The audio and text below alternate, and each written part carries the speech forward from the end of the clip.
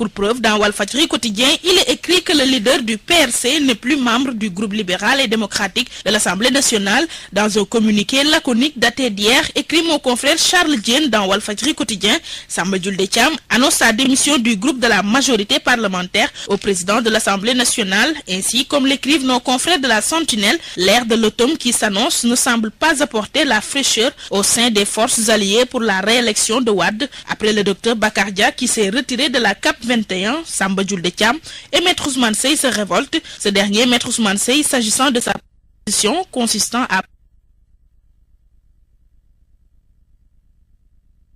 Sud Quotidien nous informe que la classe politique n'adhère pas à cette idée. L'opposition et la mouvance présidentielle optent pour le respect du calendrier républicain. À la une du Pays au quotidien, il est annoncé que le président de la République, au cours d'un entretien, revient sur ses relations avec Idi, Macky, Gadio et Moustapha Niasse. Maître Abdoulaye Wade, qui qualifie Alioune Tine d'opposant qui n'a pas le courage de ses idées, a donné les raisons qui l'ont poussé à se séparer de Moustapha Niasse. Selon Wade, Moustapha Niasse voulait être à la fois Premier ministre et président, surtout à l'extérieur. Pour preuve, quand il avait dit que le Burkinabé à Abidjan est plus heureux à Paris qu'en Côte d'Ivoire. 2 jours après, Moustapha Niasse est allé à Abidjan pour dire, je le cite, « Lui, Abdoulaye Wade, je veux dire, est un incendiaire, moi, un pompier ».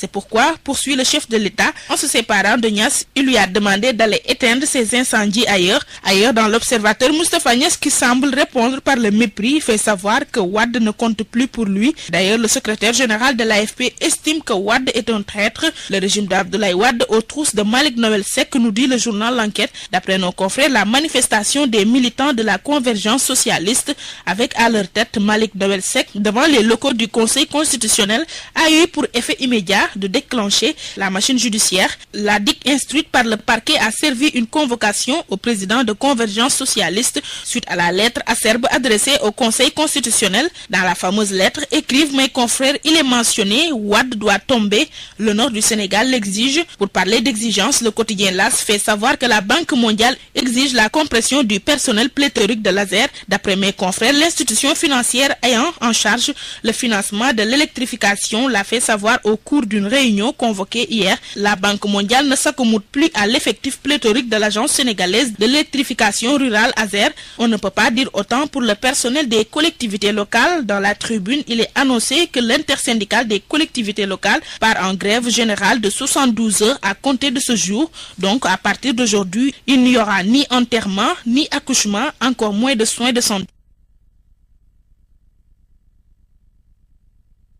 en matière de bonne gouvernance ont été évalués par le jury du prix Ibrahim 2011. Selon le quotidien Le Soleil, au classement de l'indice sur la bonne gouvernance, le Sénégal se classe 15e sur les 53 pays africains. Sur les 16 pays de l'Afrique de l'Ouest, notre pays s'est hissé à la 5e place.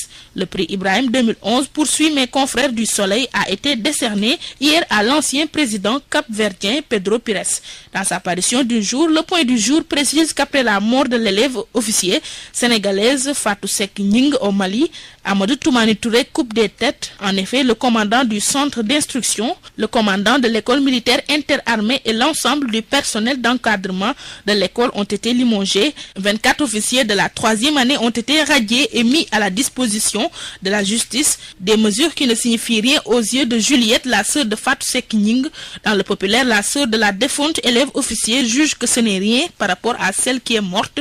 Pour preuve, c'est peu par rapport à l'acte qu'ils ont commis. Nous attendons que le gouvernement du Sénégal en fasse autant, conclut Juliette, une occasion saisie par le biétiste du point du jour, DSK, qui demande à nos autorités de suivre la leçon donnée par la justice malienne, en quoi faisant régler les dossiers comme l'affaire Balagay ou le Djola. Un Djola, Jules-François Bokandé, barre la une du journal Le Quotidien. Après son AVC, Bokandé soutient dans le journal, je le cite, « J'ai beaucoup souffert, je reviens de loin », tout comme nos lions du football dont les comptes et dates qui ont fait leur gloire ont été revisités par nos confrères de la rédaction de Walfadjri Sport. Toujours pour parler du sport roi, le quotidien Stade fait le point sur les équipes favorites que sont celles du Ghana, de la Côte d'Ivoire, du Maroc et du Sénégal. Au Sénégal, nous dit Sunu Lamb, le mois d'avril 2012 sera celui de tous les dangers dans l'arène et pour cause 2 grandes affiches seront au menu, à savoir le choc Yekini Balagay numéro 2 et le combat qui opposera Eumeu Sène à Lac de Guerre numéro 2.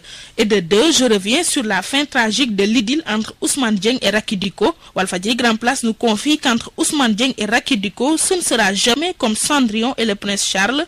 La faucheuse en a décidé ainsi. Le jeune tailleur est pris de sa dulcinée au point de s'immoler par le feu et mort hier à l'hôpital Le Dantec. Quelle triste fin! C'est la fin de cette revue de presse. Bonne lecture.